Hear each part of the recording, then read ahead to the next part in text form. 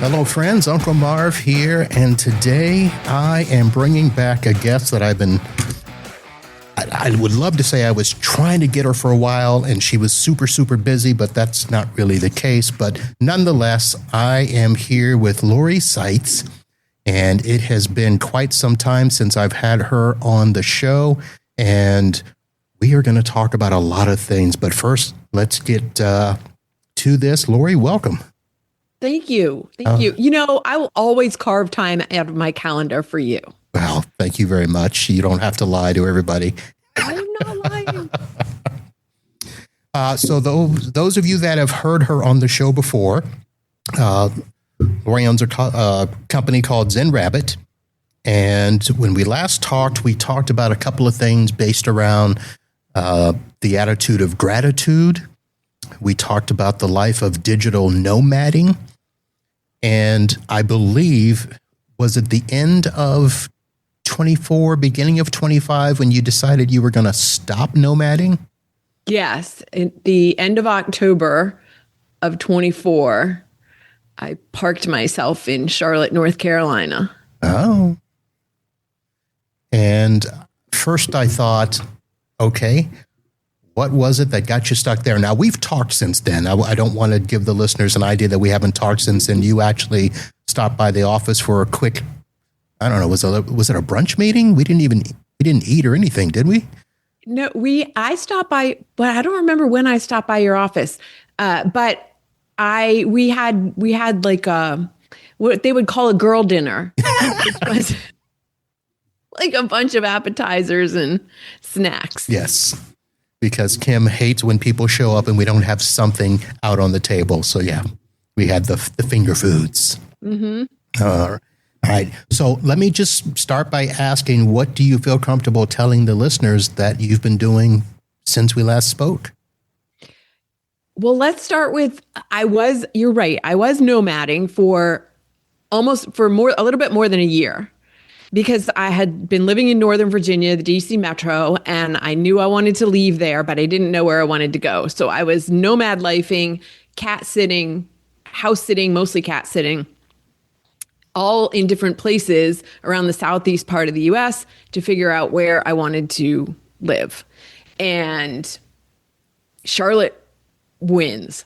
So there are many, many reasons. I won't go into all of them about Charlotte, but it was just from the minute I got here, I felt like, I like the vibe here. I like the energy here. This feels comfortable. And so I kept coming back and kept confirming that it was Charlotte. And I am so grateful and glad that I chose it because it's been everything that I was looking for, which was community, primarily community. But what the primary reason, when I was nomading, everybody was asking, well, so when are you going to be done? When are you going to stop living out of your car? Yep. And my answer was always, I don't know. When I feel ready, I'll be ready. It made other people very uncomfortable, which I kind of like.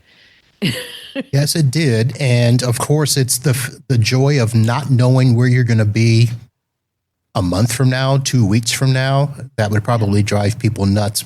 A lot of people that nomad, they usually will plan to stay in a place for 2 to 3 months. Mm-hmm. And then they, assimilate and hang out and do that stuff. Sometimes you were as few as a couple of days.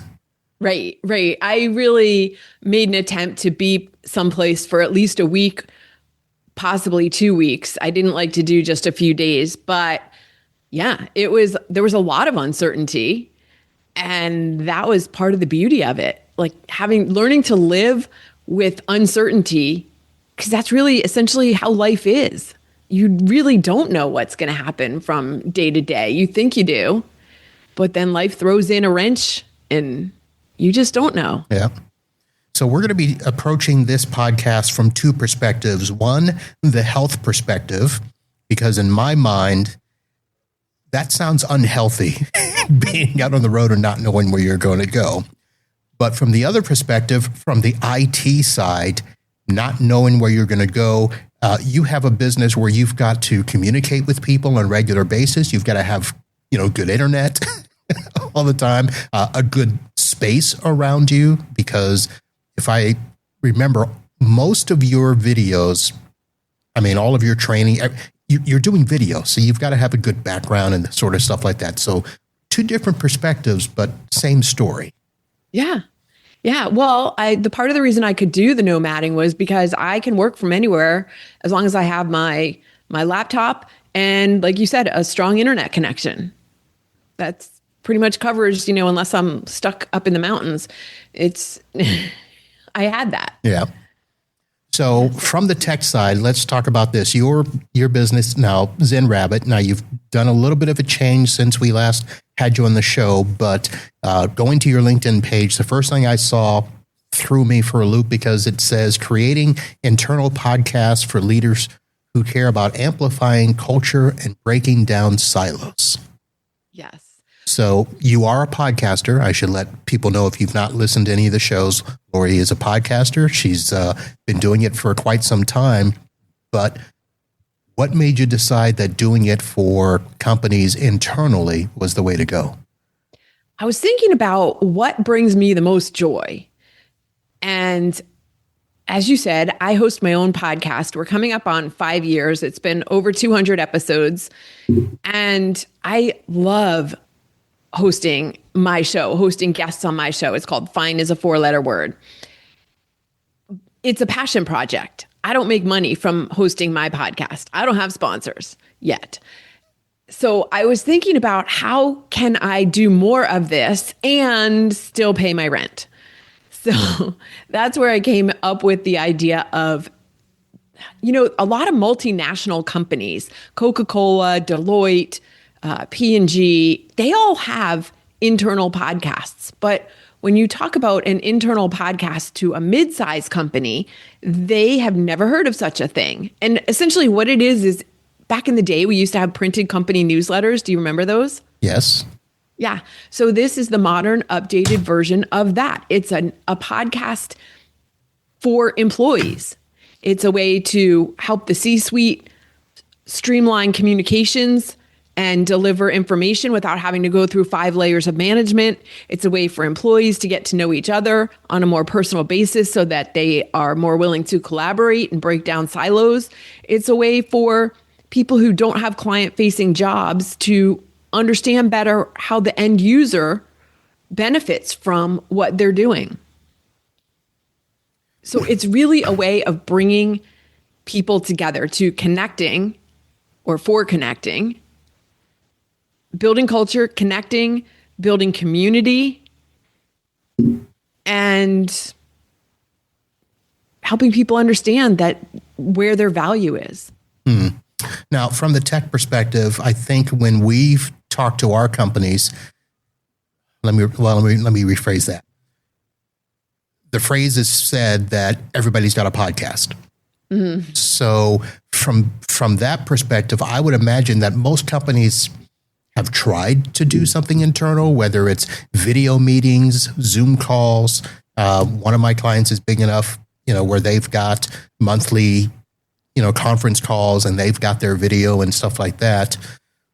So are you running into companies that tried it and it failed, or they got tired of doing it? Are you doing it for them? How does that work? Most companies have never heard of an internal podcast. Really? Yes. Okay. They don't. Maybe they're doing, what's it called? Town halls or all hands meetings. Those may be once a quarter, maybe once a year. They're not consistent. They're not ongoing communication.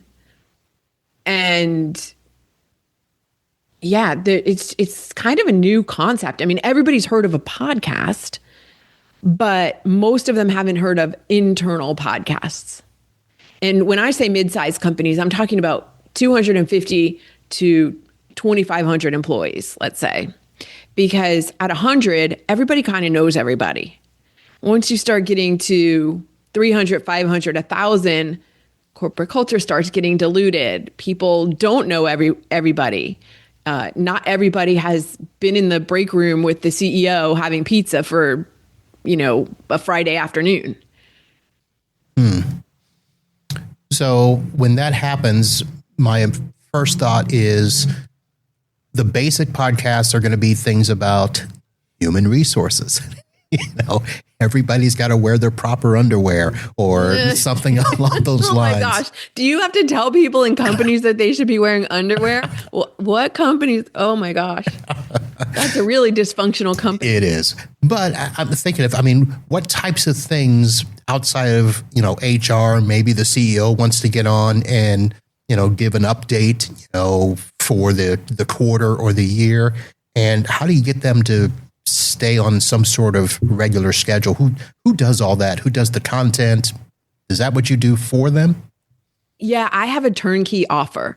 So I'm hosting, I'm producing, I'm handling the distribution within the organization. And the way I have it structured, I have it what's called the Core 4 cast. And the Core 4 is the culture, communication, connection, and community. We're doing 15-minute episodes, interviews with C-suite leaders. What's your initiative for this quarter or this month? What's going on? What's the news in the company? That there's always something coming out of the C-suite, but it's not always being filtered down properly. It may have to go through 5 layers of management, and some managers are better at delivering information than others.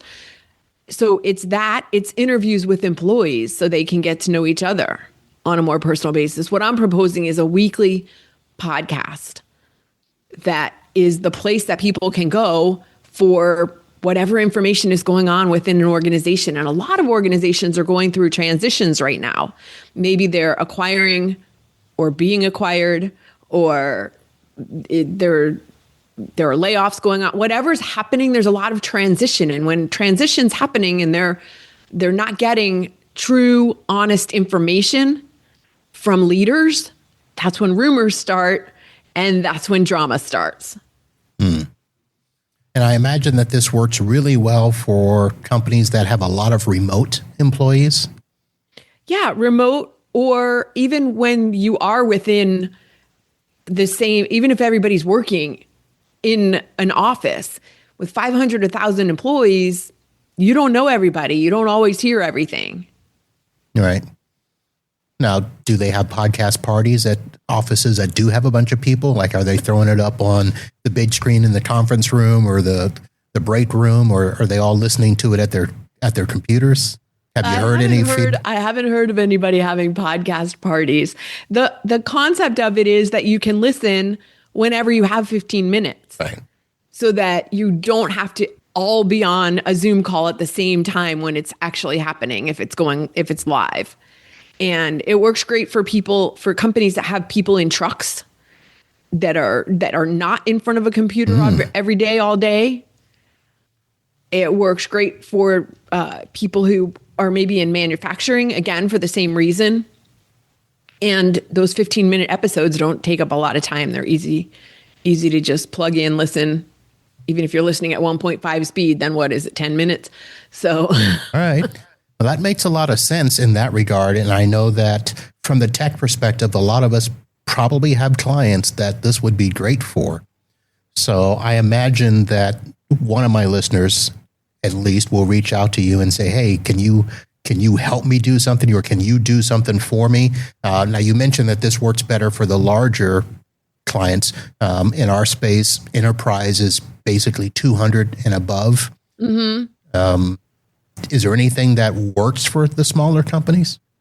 Well, it would still work for a smaller company. It's just that the smaller companies tend to not need it because everybody already knows everybody, right, and everybody already hears everything that's going on. And the challenge with this client, or the crazy thing that happened over here with a sales call over there. People tend to hear all the news, but once they start getting bigger, that those channels aren't as effective. All right. You've got a newsletter called Workplace Zen. How does that play into this? Yeah, that's my LinkedIn newsletter. So the best place to find me or reach out to me is really through LinkedIn, because I am very active on there. So I post articles on there once in a while about topics of communication and connection. And because connection is such an important topic, whether it's within companies or in people's personal lives. All right. So you don't tie that into those internal podcasts, because I would imagine that would probably be a way to do some stuff as well, is to work in some culture, work in some, hey, maybe for something like the winter storm that hit South Florida, people could do a podcast and say, you might want to go get yourself a sweater and a heater and step over the iguanas when they fall. We have to remember that podcast information lives on for a long time. Yeah. So for bulletins like that, maybe not. Okay. But you could certainly do interviews with people about what they did, like as personally, to get to know people on an individual basis instead of just by their job title. Hey, what did you do during the winter storm of 26? All right. So now, did this come to you after you decided to stop nomading, or were you building that during that time as well? Yeah, no, it came after. I had been here in Charlotte for about 3 months. So it was like the end of 24. And I was just evaluating what I had been doing and what I might look forward to doing moving into 25.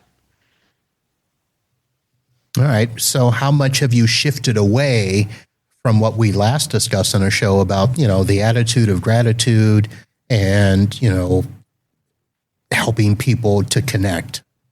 Yeah, helping people to connect is the through line of everything I do. And there's another piece of my business that I do that with as well, with gratitude dinners. And I can come back to that in a moment. But the idea of helping people stay grounded and connected and tapping into the power of gratitude is actually a piece of the internal podcasts. It could be perhaps the bonus episodes of, hey, let's throw in a bonus episode around, here's a grounding technique or a grounding exercise you can use before you go into an important meeting that you're nervous about. Or here's a grounding breathing technique you can use when you come out of a meeting that didn't go quite the way you were expecting it to, and you need to get back into focus so you can get back to work. Okay. Yeah, so I'm still talking about those. I mean, the concept of gratitude is so enormously important. I will never stop talking about gratitude, and that will never not be, there's a double negative, never not be a part of what I'm doing. And so, yeah, I just mentioned these gratitude dinners that I'm also essentially what I do as a business and in my life in general is I bring people together in community. And so whether that's through internal podcasts or around a dinner table with these gratitude dinners that I host for in my apartment, and then also now I'm starting to offer them for organizations so that they can bring teams together or clients or potential clients or board members for nonprofit organizations to bring them together to connect as humans, outside of a normal networking where, what are you talking about? Sports, weather, boring stuff. What? Don't you say that. The Super Bowl's coming up. All right. Well, all right. Maybe not boring, but very surface level. Okay. It's not true deep connection the way that these gratitude dinners inspire. All right. Yeah. So gratitude, yes, to answer your question, is still and always will be a part of what I do and who I am. All right. So that's a segment of your business. And then, of course, you've got the podcast, Fine is a 4-letter word, where you still do a lot of interviews talking about, I see them still as personal journey stories, even though they may talk about, letting go, life isn't easy, all of that sort of stuff. Are you trying to tie all that together at some point, or you like the way that they're separated now? The people I'm bringing on as guests tend to be business leaders. And the stories are, tell us about a time in your life when you said everything was fine and it was not fine at all. And how did you lead through that with vulnerability, with humanity, and perhaps with humility? How did you get from that place to where you are now as a business leader? Okay, so I was trying to find a way to weasel into this question because one of your shows, I was like, you got a guy to come on to talk about divorcing his parents. Oh yeah, that's Andrew. And I'm like, okay, that is a pretty exposing story. One that I did not think I would find within, I don't want to say your genre, because that's probably not the right word, but that's a pretty in-depth story. He's the business leader and he has a story and he's willing to tell it. But I think that's one of the coolest things about my show and I'm so honored that people are willing to come on and share these stories that listeners can learn from, because whether you've been through that experience or not, in the key takeaways that I put together at the end of the show, it ties things together so that everyone who's listening can see how it can relate to their life. Maybe you've never divorced your parents. Maybe you've never spent 36 years in prison for a murder you did not commit, another past guest. But we're all human. And there are so many common themes throughout our stories, regardless of what the story is. All right.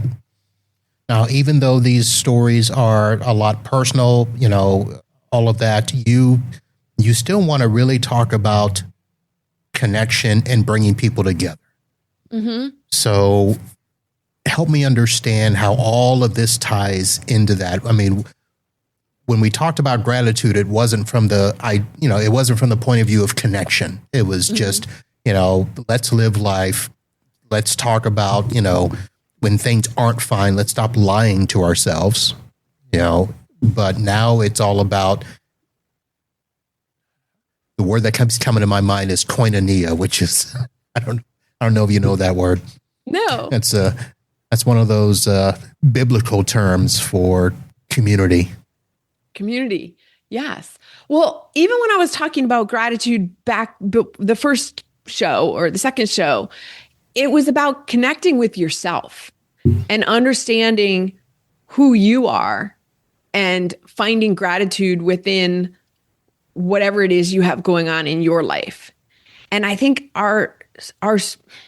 everyone needs to start from that place. We cannot change other people. Once we realize that the only control we have is over ourselves, our own thoughts, our own actions, our own beliefs, everything changes. Everything, the way you see the world, the way you show up in the world, all changes. So if you can start from that place and connect with yourself, what is your heart telling you to do? Instead of asking, your 5,000 followers on social, what should I do in this situation? If you can connect in with what is your heart telling you to do? What do you have to be grateful for? Where can you tap into that inner knowledge and wisdom that you have and start living from that place? That's where the connection starts. So once you're comfortable with who you are, then you can start going out and connecting with others and bringing value into other people's lives. All right. Does that make sense? It makes sense. Okay. So was that the time when you got to the point of being, in a sense, content and grateful with your nomading, that you found Charlotte, put down the roots, and kind of said, okay, I'm good. This is where I'm supposed to be. Yes. And my intent when I got here was to build community. My word of the year for 2025 was community.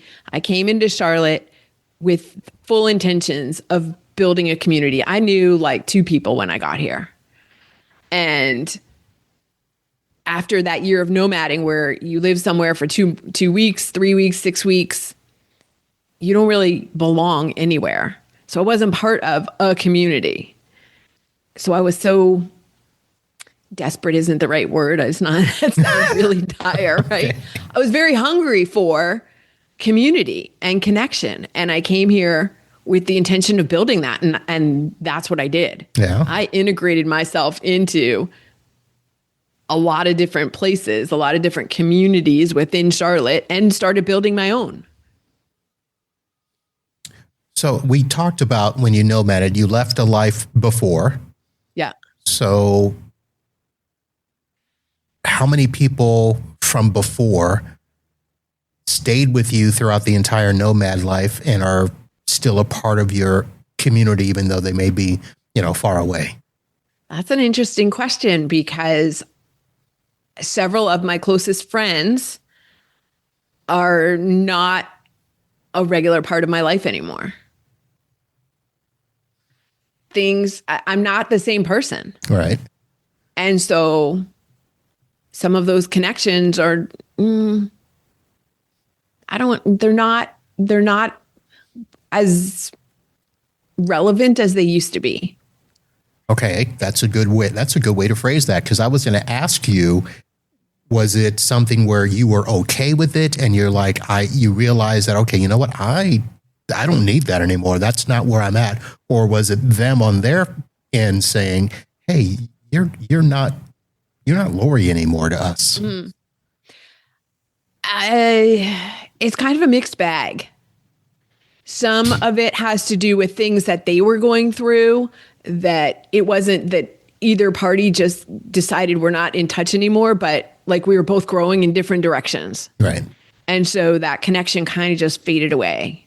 Or somebody else has some major things going on in their life and they just don't have the energy for the relationship anymore. And so, yeah. And it's been really hard for me because I am always the one who wants to stay connected to everyone forever. I have friends that I've had since we were babies in a crib. In fact, I just celebrated a big birthday a few weeks ago and hosted a big party. And one of those people, the one I'm thinking of who babies in a crib, she came from Austin, Texas to Charlotte to help celebrate. So I make friends and build relationships with people, and I fully intend that they will be there forever. Like once you're in my circle, that's it. So it's been really difficult for me to let go of friendships and relationships that aren't meant to be anymore. Interesting. So I come from the other perspective. My dad was in the Air Force. So we moved around a lot when I was young. We did end up settling down I was in elementary school into junior high. And then when my dad was about ready to be relocated again, my parents divorced. And I told my mom, I want to stay here. Tired of moving. I'd like to have some friends. But I can see along the journey that I have when I went from high school to college to grad school to work and place to place. I have friends from all of those places, but not to the point where, let me rephrase this. I'm going to upset somebody I know because I just had this conversation. With somebody that was like, Marv, we got to stay in touch more. And part of me was like, I'm busy. But at the same time, I wanted to tell the person, yes, we do. I don't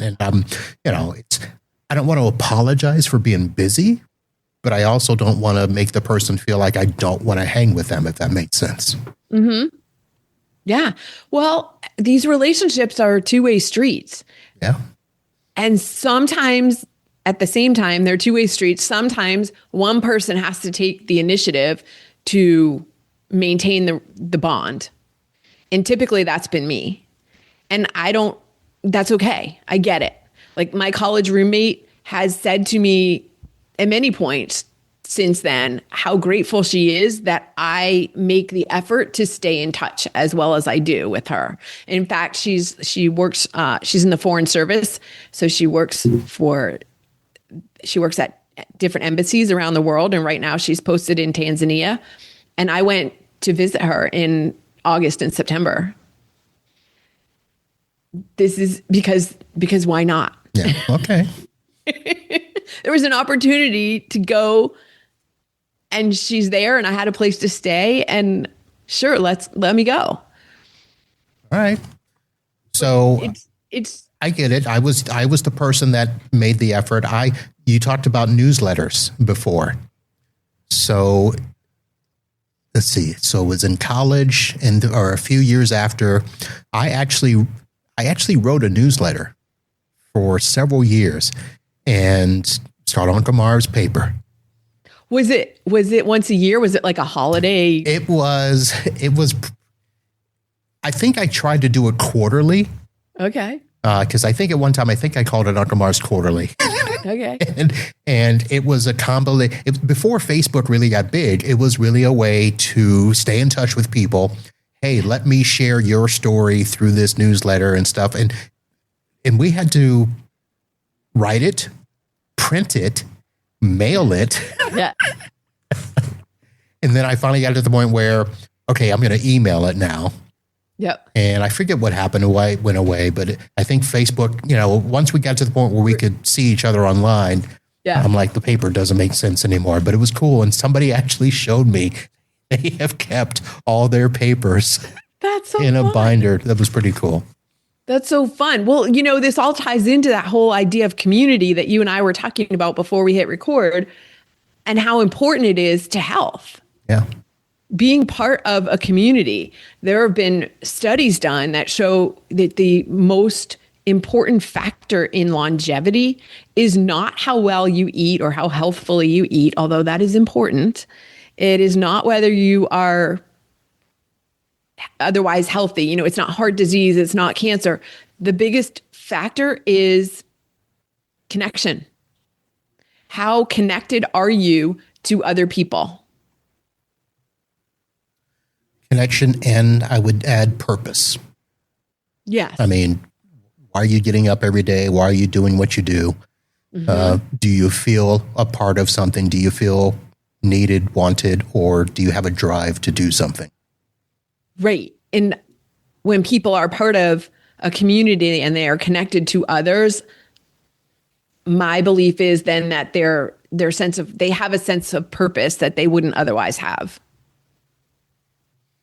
All right. And you found yours in Charlotte. I found mine for now. Yeah. All right. So let me ask you this. Are you in Charlotte proper, or are you kind of off, one of the burbs? Charlotte is a very big city. That's why I asked. Yes. But yes, I am in Charlotte, actually in Charlotte. My mailing address is Charlotte, but I'm also like 5 miles from uptown. Okay. So it's not really a suburb, but it's not right in the middle of, they call it uptown, not downtown, but right in the middle of the city. But you can see the city from my apartment, from the resident lounge in my apartment building. You can see the city. So okay. I am close, very close. Kind of like here. So yeah, I'm technically in Fort Lauderdale / Oakland Park, but I can see the city. I'm just a few minutes away. No skyscrapers, down the block or anything like that. Right. Not that Lauderdale has skyscrapers, but. Yes.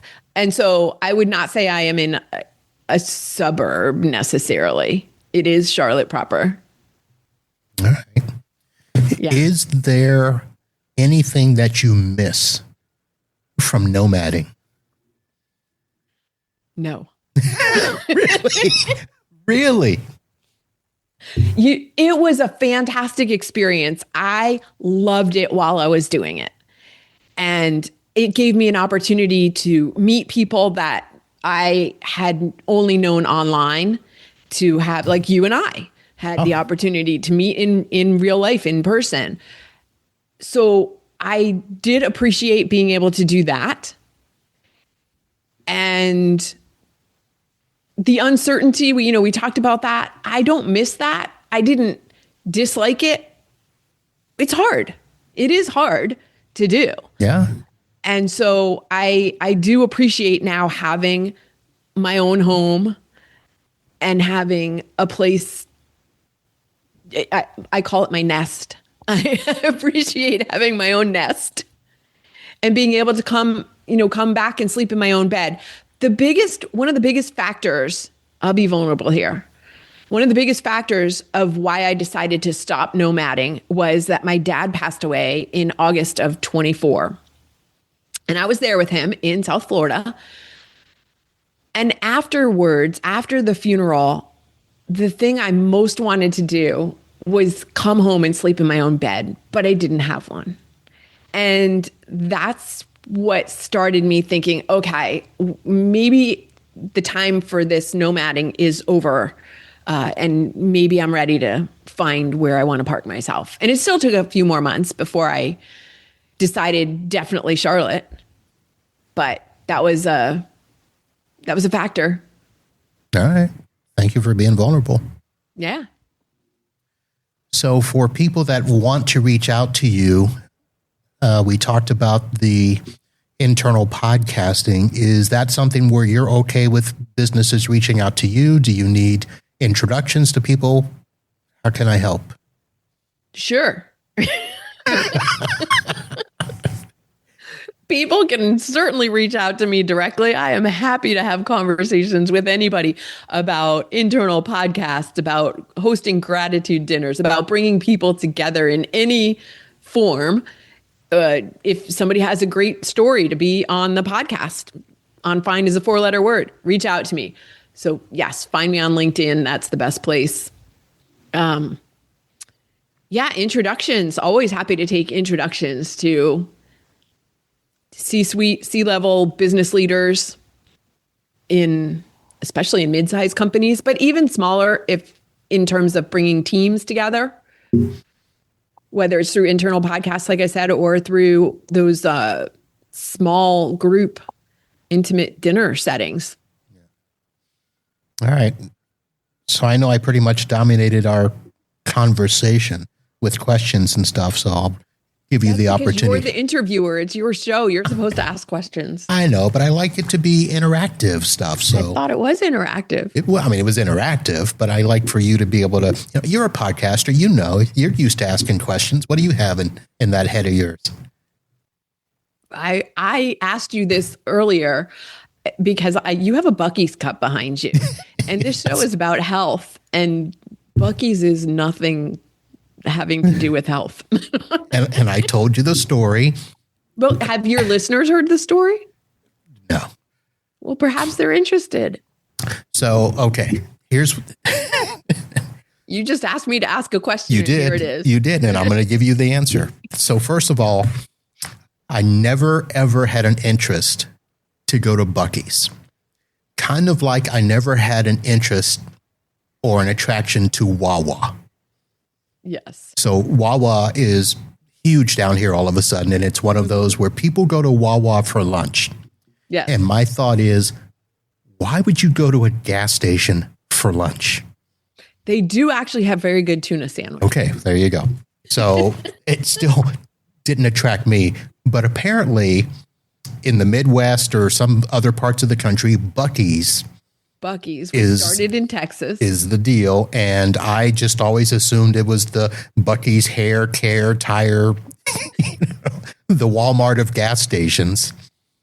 And I was going to a conference in Dallas, and I had this tech buddy of mine who lived in Oklahoma that convinced me to fly into Dallas for the conference and then drive home with them to their home in Oklahoma. And on the way, we're going to stop at Buc-ee's.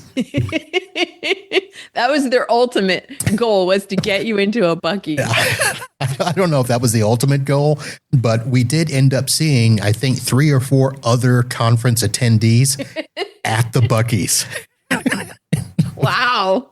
Okay. It was a little ridiculous. And to see, listen, if there are these things in life that you should do, I would not call it a bucket list at Buc-ee's. No. Buc-ee's is not a bucket list. I agree. But if you're going to go, you got to look at the wall of jerky. And I mean, it was one of those things where, yes, it was intriguing. The clothes section was ridiculous. Mm-hmm. Yeah. I mean, they are building them in Florida now. So, and I mean, and they're strategic too. They're building it where, along the interstate, on the west side of the coast where there's like nothing. Yeah. They're building an exit for the Buc-ee's. Wow. Okay. Yeah. I know about Buc-ee's because while I was nomading, I thought, I've heard about these things. I should stop and just see what it's about. And like you, I do not ever need to go to one again. I don't see the attraction. Buc-ee's is definitely never going to become a sponsor of your show, but you don't know that. After this, they're not. I can be pretty convincing. It is an interesting place. And that's all I'll say. Okay. It's an interesting place. And I talked about my word for 2025, my phrase to keep myself sane, which I am bringing into 26, is people are interesting. That's think that your phrase? Applied. Huh? Yeah. Well, it's a mantra I have to run in my head when I'm out. And I think it could apply to if you're at Buc-ee's. People are interesting. Okay. Bless your heart. Right, exactly. So I just looked up the phrase, is jerky healthy? It can be. Yes. As part of a healthy diet in moderation, but depends a lot on the brand and your overall health goals. So just for those people that are like, okay, what's this got to do with health? Well, jerky is high in protein. It is. As long as it doesn't have a whole bunch of other like weird preservatives and ingredients that really shouldn't be in there, it could definitely be healthy. Well, you have to avoid the ones with high sodium. Yes, which is a lot of them. And let's see what else here. So it does provide iron, zinc, and vitamin B. And it's usually low in carbs. Yes, usually low in carbs. Also, I would imagine the vitamin content would depend on what kind of jerky, because there's all kinds. There's beef, there's venison, there's fish, there's like salmon jerky, turkey jerky, all different kinds. All right, so I'm going to type There's even a vegan jerky. I discovered it when I was in Louisville. Okay, that doesn't even sound right. Because that's where the company is based. Like the Impossible Burger? Yeah. Hey, don't mock my burgers. All right, so I just typed in what's the healthiest jerky at Buc-ee's. So of course they don't publish a list, but they just talked about looking for turkey, zero sugar or no sugar added, low sodium, and go for short ingredient list like meat, salt, basic spices. Yes, there you go. There's your health advice for jerky. And the suggested serving size is 1 ounce. Yeah. I don't know anybody who's going to be eating 1 ounce of jerky, but sure. All right. That's like, what's the serving size of, a bowl of ice cream? All right. Well, Saitz, it's good to have you back. Well, it's good to be here. We're going to have to catch up. Sharing healthy advice. Yeah. So, trying to think. I'm not sure if I'll be in Charlotte again. I do have relatives there. None of our tech conferences are there. Well, what's up with that? What's up? The only tech company in Charlotte is what? Oracle? There are plenty of tech companies. Charlotte is growing immensely. Yes, it is a banking capital. Yeah, it's like most of Charlotte is all about banking, but there's also a lot of tech coming in and a lot of entrepreneur ventures. 157 people a day are moving to Charlotte. Okay. Palm Beach used to say that. Mm-hmm. All right. We'll have to do a deep dive on Charlotte. Charlotte is, you know what? Don't come to Charlotte. Not you personally. Anybody who's listening who's considering moving to Charlotte, don't do it. But Charlotte's closed now that I'm here. We're done. Yeah. Are the roads keeping up? That's a whole other story. Okay. They just voted to increase the sales tax for transportation issues to build and support transportation issues. Have they upgraded? Have they upgraded? What is it? 77? Yeah. I don't spend a lot of time on 80, what is it? 85 and 77 and. So I-40 comes in from Raleigh, right? Or is it 40 and 85? Yeah. 40 comes in there. 77. And I know all that because I used to drive over from Raleigh when I went to grad school. Mm-hmm. 77, I would drive down to Rock Hill, South Carolina. Yes. And people in Charlotte complain about the traffic a lot. And it is getting worse because all these people are coming here. But having come from DC, and last week I was at a conference in Atlanta, y'all got nothing to complain about here in Charlotte. Well, Atlanta is, it's one of the worst, even though they don't. DC, yes. They don't think they are, but. Oh, they know. They know. And down there in South Florida, driving around Miami, it's a little rough. I could have told you, don't go to Miami. Don't go to Miami. Yeah. I agree. Do not. Don't go south of the Glades interchange. It's what I tell people. Yeah. Right. So, yeah. Anyway, if you do come to Charlotte, I will be here to greet you. Okay. There's not Maybe we can go find somewhere that doesn't serve jerky and enjoy a meal. There's a lot of, All right, I'll have to look for it off air. I kept thinking there was something near there that somebody was talking about as one of the places to go food-wise. And I can't remember if it was like a bar. I'll figure it out. We don't need to. Charlotte has a ton of breweries. Yeah. I think it was a brewery, and it was a weird name. There's so many breweries in Charlotte. It's crazy. So, all right. Well, friends, thank you for listening. You have been tuning in to me with Lori Saitz with Zen Rabbit, and I'll have all of her information in the show notes. You can catch up with her. And if you are a part of an organization where you think you need some internal podcast, or you want to put that in the ear of your C-level people, Lori's the person to do that. If you just want to talk about gratitude and connection, or if you have a story to share on her Fine is a 4-letter podcast, reach out. 4-letter word. Fine is a 4-letter word. Thanks, Marv. Thanks for having me here. So, all right, Lori, we'll catch up a little bit here. Those of you that are listening, thank you for tuning in and watching. We'll see you soon. And until then, holla.